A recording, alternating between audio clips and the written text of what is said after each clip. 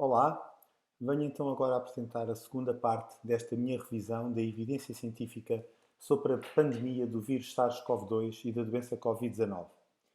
Na primeira parte eu falei sobre a gravidade da doença e apresentei a evidência científica que nos mostra que a percentagem dos vários graus de gravidade da doença são estas que aqui estão, sendo que em Portugal a doença ligeira que permite ser tratada no domicílio ocorreu em 97% das pessoas, a necessidade de internamento em 2,5%, a necessidade de cuidados intensivos em 0,5% e a taxa de mortalidade de letalidade, considerando os casos confirmados, é em Portugal inferior à média mundial de 1,7% e considerando o provável número verdadeiro de casos de infecção será de 0,53%.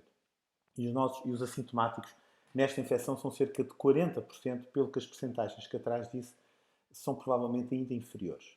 Há uma grande variabilidade entre os países, é verdade, e portanto, apesar de em Portugal os números serem estes, há outros países em que são menos favoráveis, essa explicação não é óbvia, mas em Portugal esta doença parece claramente ser uma doença benigna. Vamos agora então apresentar a segunda parte, que são os números da doença. Ou seja, responder à pergunta muito bem, então se é uma doença tão benigna assim, como é que podemos explicar os números de doentes internados em cuidados intensivos, de mortos que nos são apresentados diariamente? Como é que explicamos isso? Gostaria primeiro de falar sobre uma situação deste livro chamado Factfulness, em que o autor chama a atenção que quando vemos um número isolado numa notícia devemos disparar um alarme, porque um número isolado não serve de nada. Ou é comparado com outro número qualquer, para termos uma noção da sua grandeza, ou é dividido por um número qualquer para sabermos que percentagem ele é de outro número qualquer. Os números absolutos isolados dão-nos muito pouca informação e devemos ter muito cuidado com eles. E também gostaria de falar sobre a diferença entre a gravidade de uma doença e a sua repercussão numa sociedade para a saúde pública. Por exemplo, a apendicite aguda é uma situação relativamente benigna, que não costuma ter complicações, mas se subitamente em Portugal, numa semana, 5 milhões de pessoas tiverem ao mesmo tempo uma apendicite aguda, apesar de ser uma doença pouco grave e benigna, vamos ter um problema de saúde pública muito grave na nossa sociedade. Da mesma maneira, a esclerose lateral amiotrófica é uma doença degenerativa neurológica grave, invariavelmente fatal, e que é uma tragédia enorme para os doentes e para as suas famílias. Mas não é um problema de saúde pública porque é uma doença muito rara. Não deixa de ser uma doença grave, mas não é um problema de saúde pública. E, portanto, a gravidade de uma doença não tem que ver propriamente se é ou não um problema de saúde pública. E, portanto, o SARS-CoV-2 e a Covid-19, não sendo uma doença grave, em Portugal sendo uma doença benigna, mesmo assim poderão eventualmente dar-nos um problema de saúde pública. Vamos ver. Antes de falar dos números reais, tenho que falar dos números previstos. Porque nós em Portugal e no resto do mundo, em muitos países, antes de nos caírem em cima os números reais, nós fomos assustados e inundados com previsões que nos foram feitas e que condicionaram muitas das medidas que foram tomadas para combater esta doença. Este artigo do New England Journal of Medicine de 23 de julho avalia os modelos epidemiológicos e diz que há dois tipos principais de modelos epidemiológicos: os modelos de previsão e os modelos mecanísticos. Os modelos de previsão o que fazem é ver os números que estão a acontecer e depois tentam adivinhar os números que vão acontecer daqui para a frente, tendo em conta de que forma os números até hoje vieram a crescer. Não são modelos que sejam bons para médio ou longo prazo, geralmente acertam mais ou menos até uma semana, mas mais de uma semana falham bastante. Os modelos mecanísticos utilizam pressupostos sobre a doença e os seus mecanismos de transmissão. E, portanto, pode ser, imagine, um modelo deste tipo. Bem, se usarmos o pressuposto que o uso generalizado de máscaras pela população reduz a transmissibilidade do vírus em 50%, o que é que vai acontecer aos números do vírus nos próximos 30 dias? E fazem uma previsão baseada nisto. Claro que são completamente dependentes dos pressupostos que utilizam. E nós, às vezes, ouvimos, são-nos apresentados resultados destes modelos que nos procuram explicar que as máscaras ou que outras intervenções são eficazes. Quando não é isso que acontece. Eles fazem é, se houver esta eficácia destas intervenções, então o que vai acontecer é aquilo. Eles partem dos pressupostos. Só que nós não sabemos muitas coisas sobre estes pressupostos desta doença. Há muita incerteza sobre esta doença e, portanto, também estes modelos na Covid-19 podem ter um elevado grau de incerteza. Então, agora vamos ver alguns exemplos. Umas previsões que foram muito importantes foram as previsões do relatório 9 do Imperial College de Londres, do professor Ferguson, que foram apresentados a 16 de março num relatório interno, mas que teve enorme repercussão no mundo e nas decisões do governo inglês, que mudou claramente a sua estratégia nessa altura, mas também algumas decisões ao nível dos Estados Unidos. Este relatório que disse era que numa epidemia por SARS-CoV-2 que não se fizessem medidas, eles previam 510 mil mortos no Reino Unido e 2,2 milhões de mortos nos Estados Unidos. E mesmo que na estratégia de mitigação mais eficaz que fosse aplicada a estes países, eles previam 250 mil mortos no Reino Unido e 1,1 a 1,2 milhões de mortos nos Estados Unidos. Claro que o que aconteceu foi que a 11 de novembro, após 8 meses, no Reino Unido havia 50 mil mortos e nos Estados Unidos 246 mil mortos. Portanto, no Reino Unido havia aproximadamente um quinto das mortes que eles previam se fosse aplicada a estratégia de mitigação mais agressiva de todas, e nos Estados Unidos havia aproximadamente um quarto das mortes que eles previam se fosse aplicada a estratégia de mitigação mais agressiva de todas. Ainda houve um estudo muito interessante, que é este que eu apresento aqui, que houve uns autores suecos que foram aplicar o modelo do Imperial College e foram aplicá-lo à Suécia. E aplicando esse modelo à Suécia, com os mesmos pressupostos, eles previam que dia 1 de julho, sem qualquer medida, haveria 96 mil mortos na Suécia. Se se aplicassem as medidas que o governo sueco estava na altura a aplicar e que foram aplicadas, esse número seria reduzido em 15%. E se se aplicassem todas as medidas mais eficazes de mitigação, de confinamento e de tudo na Suécia, esses mortos seriam reduzidos 50% e, portanto, haveria 48 mil mortos no dia 1 de julho. Então, o governo sueco não aplicou a estratégia mais agressiva, aplicou uma estratégia mais leve, que era aquelas que eles diziam que ia reduzir 15% ao número dos 96 mil. E qual é que foi o número de mortos que efetivamente aconteceu na Suécia dia 1 de julho? Foram 5.420 mortos. Portanto, um número cerca de 10% do número que eles previam para a estratégia de mitigação mais agressiva. Em Portugal também tivemos os nossos modelos,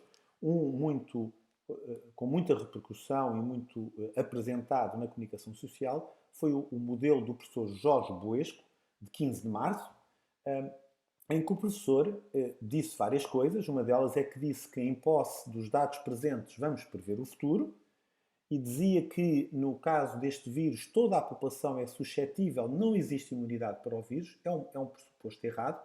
O facto de nós nunca termos contactado com um agente infeccioso não quer dizer que não tenhamos imunidade contra ele. Nós temos imunidade contra agentes infecciosos com os quais nunca contactamos. E, portanto, ele fez sempre os seus pressupostos partindo do princípio que a imunidade é zero.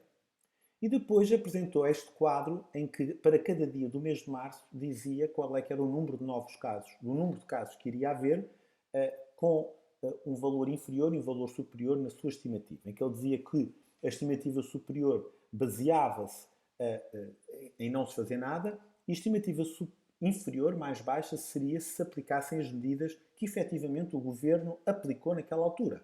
E, portanto, os números que nós deveríamos ter a 30 de março deveriam ser parecidos com a sua estimativa inferior de 16.395 casos, embora ele diga também que achava que, na realidade, a estimativa ia ser perto dos 48 mil e não dos 16 mil. Qual é que foram os números reais a 30 de março em Portugal de casos? Eram de 6.408, portanto, menos de metade do número inferior da sua estimativa. Ou seja, o que eu quero dizer com isto é que cuidado com os modelos epidemiológicos. As suas previsões foram-nos apresentadas frequentemente no início disto tudo, continuam a ser apresentadas, nós continuamos a ver notícias de modelos epidemiológicos catastrofistas que nos prevêem uma catástrofe a breve trecho. E só dizer que os modelos muitas vezes têm algum grau de certeza naquilo que prevêem nos próximos 3 dias, nos próximos 7 dias, é um bocadinho como a meteorologia, mas para mais de uma semana a relação das suas previsões com a realidade parece-me a mim que se torna algo aleatória e que nos deve merecer cuidado. Então agora vamos falar dos números reais. Que números é que aconteceram? Se o número de internados em UCI e de mortes é uma percentagem relativamente estável, embora seja variável de país para país, no mesmo país é relativamente estável, do número total de casos confirmados, vamos ver qual é que foi o número total de casos confirmados que aconteceu nos vários países. Também vou ver o número de mortes, que é fácil de ver, acumulado, e o número de testes, porque dizem que o número de testes é importante para percebermos que grau de intervenção é que os países estão a ter. Nunca vou falar de valores absolutos, que aliás eu acho que devia ser proibido dar-se valor absoluto de mortes dos Estados Unidos e do Brasil e do Reino Unido. Isso não interessa, tem que ser sempre ajustado por 1 milhão de habitantes da população para podermos comparar. Então os números são estes. A 11 de novembro, após 8 meses de pandemia, eu escolhi aqui falar de Portugal, depois falar dos 5 países europeus que têm mais população, a Espanha, a Itália, a Alemanha, a França e o Reino Unido, depois falar de 2 países cuja estratégia da pandemia é geralmente considerada errada, que é os Estados Unidos e o Brasil, e depois um país que teve uma estratégia assumida diferente, que foi a Suécia. E o que é que eu quero dizer? Eu quero dizer 6 coisas sobre estes números. Em primeiro lugar, reparem na enorme heterogeneidade do número de casos por 1 milhão de habitantes, mesmo em países vizinhos. Reparem Portugal e Espanha. Portugal tem 18 mil casos por 1 milhão de habitantes, a Espanha 31 mil casos. Reparem Alemanha e França. A Alemanha tem 8.600 casos por 1 milhão de habitantes, a França 28.500, uma diferença completamente brutal. Como é que é possível? Porquê que isso é? Não é fácil explicar esta diferença. As diferentes estratégias de mitigação não foram tão diferentes assim e não explicam esta heterogeneidade entre países vizinhos. Outra coisa importante é a diferença em que o número de mortes por 1 milhão de habitantes realmente não é diretamente correlacionável com o número de casos. Reparem, por exemplo, Portugal e o Reino Unido, que têm praticamente o mesmo número de casos por 1 milhão de habitantes, e o número de mortes do Reino Unido é mais do dobro do nosso. É impressionante. E outra coisa é os testes, que não explicam estas diferenças. Reparem nos casos de Portugal, da Suécia e do Reino Unido, que têm um número de casos semelhante, com um número de mortes muito diferente. É que a Suécia, por exemplo, tem o dobro dos mortos que tem Portugal, por 1 milhão de habitantes. E podíamos dizer, a Suécia não testa. A Suécia tem muito menos testes do que Portugal e é por isso que tem mais mortes. Mas repare o Reino Unido. O Reino Unido, que tem muito mais testes do que Portugal, muito mais testes, até tem muito mais testes do que a Suécia e tem muito mais mortes que Portugal e do que a Suécia. Portanto, não é fácil explicar pela taxa de testes que se fazem também estas diferenças. Agora, os números isolados valem pouco. Temos aqui o número por 1 milhão de habitantes, podemos ver que é muito diferente de país para país, mas o que é que isto quer dizer desta doença? São muitos números? São poucos números? O que é que isto quer dizer? Vamos comparar, por exemplo, com a gripe sazonal e fui buscar dados dos Estados Unidos, do CDC, do mundo, da Organização Mundial de Saúde, e de Portugal, da DGS. E nos Estados Unidos, a gripe sazonal habitualmente tem cerca de 30 milhões de casos por ano, provocando cerca de 50 mil mortes por ano. Enquanto a Covid-19 até agora teve 1/3 desses casos, portanto 3 vezes menos casos, mas causou 5 vezes mais mortes. No mundo, a gripe calcula-se que tenha cerca de 1.000 milhões de casos por ano e cerca de 500 mil mortos. A Covid-19 até agora no mundo pensa-se que terá atingido 1/20 do número de pessoas que a gripe atinge anualmente, tendo quase 3 vezes o número de mortes que a gripe tem. Em Portugal, a gripe habitualmente tem 3 milhões de casos por ano e 3.500 mortes por ano. A Covid-19 tem muito menos casos e tem um número de mortes que se está a aproximar, embora ainda seja inferior, do número de mortes da gripe sazonal.